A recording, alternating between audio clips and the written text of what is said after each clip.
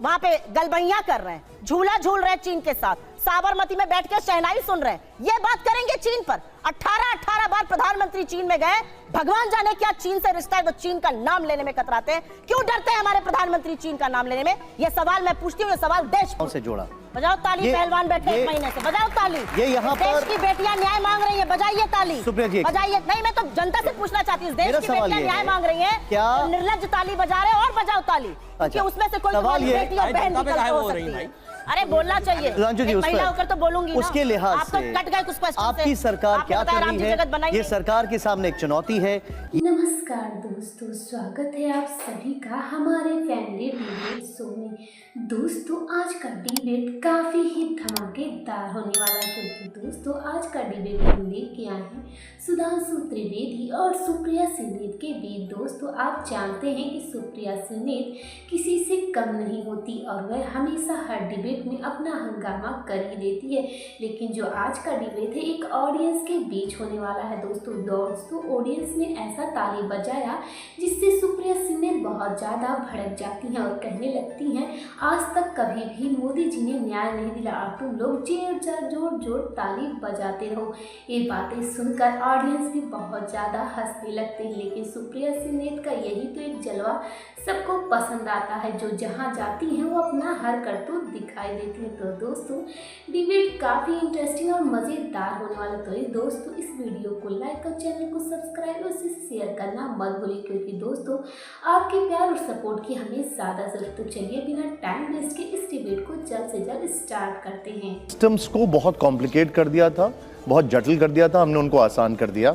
सुधांशु जी का ये कहना है कि हमने कई जगह टेररिज्म रोका, हमने पाकिस्तान को उसकी भाषा में जवाब दिया। उनका ये भी कहना है कि इकोनॉमिक ग्रोथ आज की तारीख में भारत की सबसे अच्छी है विज़ावी बाकी कंट्रीज। आपका इस पे टेक क्या है?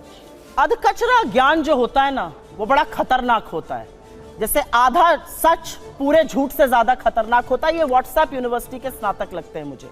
मोदी जी ने एक काम किया है, दुनिया की सबसे बड़ी फेक न्यूज फैक्ट्री बनाई है और दुनिया की सबसे बड़ी व्हाट्सएप यूनिवर्सिटी भारत में स्थापित करी है और हर चरण चुंबक उसका सदस्य है। आपको मैं बताती हूं, उन्होंने आतंकवाद पर बात बोली। निकालिए अपने अपने फोन अभी। पिछले 2 हफ्तों में राजौरी में और पुंछ में आतंकवादी हमले में हमारे 5 जवान राजौरी में और 5 पुंछ में शहीद हुए। इस देश के प्रधानमंत्री के पास एक क्रिकेटर की उंगली टूट जाने पर ट्वीट करने का वक्त है, लेकिन एक वक्तव्य इस देश के गृह मंत्री का, इस देश के प्रधानमंत्री का हमारे 10 जाबाजों की शहादत पर नहीं आता। आपको क्या लगता है, आप आतंकवाद को स्वीकारेंगे नहीं, एक्सेप्ट नहीं करेंगे कि हमारे जाबाजों की शहादत हुई है तो वो बंद हो जाएगा? उन परिवारों से पूछिए, क्या उनको सम्मान और श्रद्धांजलि इस देश के प्रधानमंत्री को नहीं देनी चाहिए? आप मौन क्यों हैं? 10 जाबाजों की शहादत हुई है पिछले 2 हफ्तों में।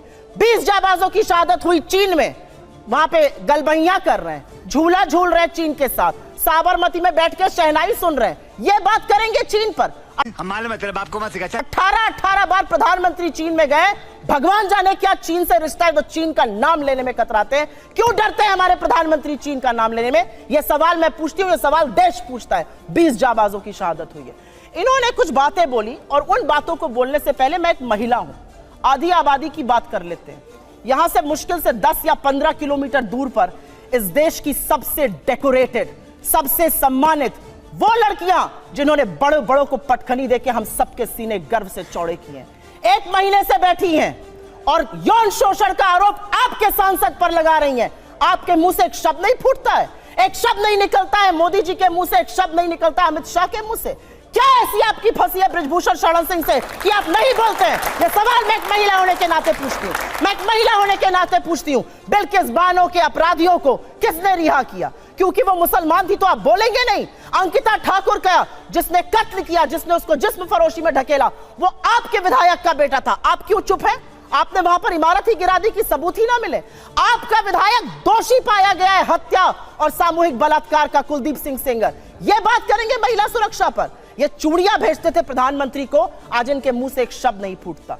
महिलाएं इस देश की पूछ रही हैं और आपको भी पूछना चाहिए, क्यों चुप है मोदी सरकार जब हमारी बेटियां जंतर मंतर पर 1 महीने से बैठी हैं? उन लड़कियों के आंसू देखकर, और आज की खबर फिर से मैं कोट कर रही हूं, एक समर कैंप होता था साक्षी मलिक बनने के लिए, तमाम लड़कियां वहां पर आवेदन देती थी। आज की स्थिति यह है कि बलात्कार और यौन शोषण की खबरों के बाद एक एप्लीकेशन नहीं आई है। ये इस देश की बेटियों के साथ ये कर रहे हैं, ये हमें पाठ पढ़ाएंगे। इन्होंने एक बहुत बड़ी बात बोली और वो बात बोलते बोलते पाकिस्तान पर चले गए। आज तक इस देश का यह न्याय था कि आज तक आईएसआई ने हमारी जमीन पर पैर नहीं रखा था। आईएसआई को पठानकोट बुलाकर आप निरीक्षण कराते हैं, लाहौर आप चले जाते हैं लपके हुए, भगवान जाने सेवई खाने या बिरयानी खाने, और सवाल हमसे आप पूछिएगा। आसिया अंद्राबी आपका चेहरा बनती है श्रीनगर में और सरहद पार जाके आतंकवादी गतिविधियों में शामिल है। आप एक दुर्दांत आतंकवादी को, यूसुफ को वहां पर टिकट देते हैं क्योंकि आपको अपनी सत्ता करनी है। ये कैसे लोग हैं? ये किस तरह के लोग हैं? ये जाबाजों की शहादत पर चुप रहेंगे, मणिपुर जलेगा ये चुप रहेंगे, ये प्रचार करते रहेंगे। इनको ये याद है कि इनको क्या क्या कहा गया।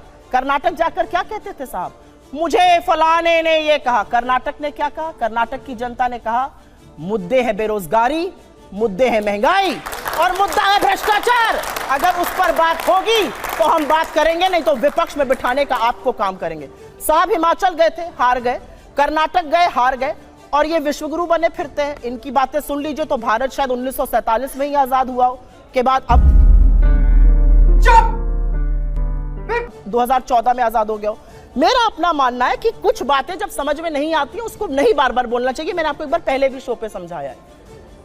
हम मैन्युफैक्चरिंग कर रहे हैं मोबाइल की, जी नहीं, हम मोबाइल फोन की असेंबली कर रहे हैं। हमारा जो इंपोर्ट का बिल बढ़ा है वो इसलिए बढ़ा है क्योंकि हम उतना पार्ट असेंबल कर रहे हैं, वैल्यू एडिशन नेगेटिव है। हमारा जो कार का एक्सपोर्ट का मार्केट था वो कम हो गया है। सच को स्वीकारिए साहब, तब आप सच का समाधान कर पाइएगा। बेरोजगारी नहीं है, महंगाई नहीं है, अडानी ने कोई महाघोटाला किया ही नहीं है, चीन है ही नहीं। जब आप आंखों पर पट्टी बांधकर शासन चलाइएगा तो देश का वो हाल होगा जो हो रहा है। मैं तो एक महिला होने के नाते एक ही सवाल पूछना चाहती हूं कि हाथरस की गुड़िया को आप 2:30 बजे जलवाएंगे, दोषी रेप में आपके विधायक पाए जाएंगे, आपके सांसद के ऊपर यौन शोषण का आरोप है, आपके विधायक का बेटा एक लड़की के कत्ल का मुलजिम पाया जाता है। आप अब महिलाओं की बात कब करिएगा? बेटी बचाओ बेटी पढ़ाओ का नारा देने वालों से यह सवाल मेरा है कि साक्षी मलिक और विनेश फोगट से आप कब मिलने जाइएगा, उसका जवाब दीजिए। जवाब दे दूं। पहली बात तो व्हाट्सएप यूनिवर्सिटी का कमाल देखिए साहब, असेंबली होती है, वैल्यू एडिशन निगेटिव हो जाता है। अरे भैया ऐसा कहीं होता है? अगर कहीं पर कोई आपको असेंबल करने को देता है तो अपना प्रोडक्ट देते तो आप उस पर सर्विस चार्ज लेकर ही बेचेंगे। $1 बिलियन का हम लोगों ने एप्पल के फोन एक्सपोर्ट किए हैं असेंबल करके ही। 25% आईफोन 14 भारत में बने हैं। इसे कहते हैं व्हाट्सएप यूनिवर्सिटी या राहुल गांधी यूनिवर्सिटी, आप जो भी समझ लीजिए। अब दूसरी बात मैं कहना चाहता हूं, दूसरी, अरे भाई आपने आप लोग हैं भाई। हमने आतंकवाद की इतनी घटनाएं उत्तर से दक्षिण तक बता दी। अब दक्षिण कश्मीर के 4 जिलों में रह गया है, वो दिखाई नहीं पड़ा, उसके लिए इनको आंकड़े चाहिए। पर मैं कह सकता हूं हमारी सरकार के किसी नेता ने आतंकवादियों के लिए आंसू नहीं बहाए। हम ये कह सकते हैं हमारे किसी नेता ने आतंकवादियों के लिए पलक पावड़े नहीं बिछाए। संसद भवन पे हमला हुआ, जिन जाबाजों ने अपनी जान दे दी, उन्होंने, उनके परिवारों ने मेडल लौटा दिए। चूंकि अफजल गुरु को 7 साल तक सर्वोच्च न्यायालय से निर्णय होने के बाद फांसी नहीं दी रही थी, परंतु सोनिया जी की आंख में आंसू नहीं आए, बटाला हाउस के इनकाउंटर के आरोपियों के लिए आंसू आए। हमने किसी जाकिर नायक को शांति का मसीहा कहने वाले, इशरत जहां को बेटी कहने वाले, अफजल को हालात का मारा कहने वाले, हाफिज को साहब कहने वाले, ओसामा को जी कहने वाले, बुरहान वानी को भटका नौजवान कहने वाले आतंकवाद पे भाषण दे रहे हैं। इसलिए अब महिला की बात करता हूं। बिल्किस बानो की बात ये कर रहे हैं, 14 साल वो लोग जेल में रख के आए, मुस्लिम थी इसलिए बोला। इसी पश्चिमी उत्तर प्रदेश में एक मुस्लिम महिला थी इमराना, जिसके साथ उसके ससुर ने बलात्कार किया और मौलवी ने फतवा दे दिया कि अब आज से वो अपने ससुर की पत्नी और पति की मां हो गई। और जलवाए जलाल से वो मौलवी साहब विद्यमान थे, चू नहीं बोला। ये इनका महिलाओं के प्रति सम्मान था। हमारे यहां किसी ने नैना साहनी को तंदूर में जलाया, छोड़िए वो सब आरोप प्रत्यारोप। मैं तो 100 बात की बात कहना चाहता हूं, वो कहां गए उन लोगों का सम्मान करते थे जिन्होंने कश्मीर वैली में लिखा, छोड़ के चले जाओ हिंदुओं से और अपनी बेटियों को छोड़ जाओ। वो गिरजा टिक्कू जिसके साथ सामूहिक बलात्कार के बाद आरे से काट दी गई और चू नहीं निकला किसी के मुंह से। वहां एक किसी महिला एक के साथ नहीं, पूरी कम्युनिटी के साथ हुआ और सब मौन साधारण किए रहे, क्योंकि वो सेक्युलरिज्म का सुंदर संगीत था। उससे इनको वोट मिलने थे। कहते हैं आईएसआई भारत की धरती पे नहीं था। मैडम, आपकी सरकार के समय में रिपोर्टें हैं आईएसआई के कितने मॉड्यूल्स काम कर रहे थे, और जो आप बता रही हैं वो कहानी तो बहुत पुरानी हो गई। उसके बाद तो जो ठुकाई हुई कहां, उरी में, जो कुछ हुआ बालाकोट में, उसके बाद Imran Khan as prime minister of Pakistan बोले पाकिस्तान की नेशनल असेंबली में, जो हिंदुस्तान ने किया है बालाकोट में उससे ज्यादा कुछ खौफनाक ये लोग करना चाह रहे हैं। आप ये सोचिए, आप शांति के कबूतर उड़ाते थे और हमने बाज उड़ाए हैं गुरु गोविंद सिंह जी की तरह। और आपने लास्ट में कहा शायद देश 1947 में, 2014 में नहीं, आप 47 से मानते हैं, ये राष्ट्र सनातन है, चिरंतन है, 1947 में पैदा हुआ नहीं है। इसीलिए इस राष्ट्र को कोई अपने को फादर कहने लगता है, कोई क्रिएटर कहने लगता है, कोई राष्ट्र का निर्माता कहने लगता है। ये राष्ट्र वो है। अब लास्ट में एक बात कहता हूं, कर्नाटक बात कही, बिल्कुल अच्छी बात है, पर मैं पूछना चाहता हूं, कर्नाटक में चुनाव परिणाम आए, हम हारे और ये जीते, पर पूछना चाहता हूं, राहुल गांधी जी ने जाकर कहा था कि इंडिया में डेमोक्रेसी ऑलमोस्ट खत्म हो गई है, सारे संस्थान अब काम नहीं कर पा रहे हैं। तो मैं पूछना चाहता हूं, 2 सुप्रीम कोर्ट के जजमेंट आए जो आपने कहा आपके पक्ष में आए, उसके बाद अब इलेक्शन कमीशन सही है कि नहीं, ईवीएम सही है कि नहीं, आप डेमोक्रेसी से जीते हैं कि नहीं कर्नाटक में? मेरा मानना है कि अगर हम ईमानदारी से स्वीकार करते हैं हम कर्नाटक में हारे हैं, कांग्रेस को ईमानदारी से क्षमा मांगनी चाहिए कि आगे से हम अपने राजनीतिक हित के लिए विदेश की धरती से जाकर कभी इस देश को बदनाम करने की कोशिश नहीं करेंगे। और पुनः मैं कहना चाहता हूं, आज मैं विनम्रता से और चुनौती से पूछता हूं, G7 कंट्रीज और G20 कंट्रीज में एक देश बताएं जहां महंगाई की दर हमसे ज्यादा हो और विकास की दर हमसे कम हो। हम दुनिया में सबसे बेहतर स्थिति। अब आता हूं गलवान पे।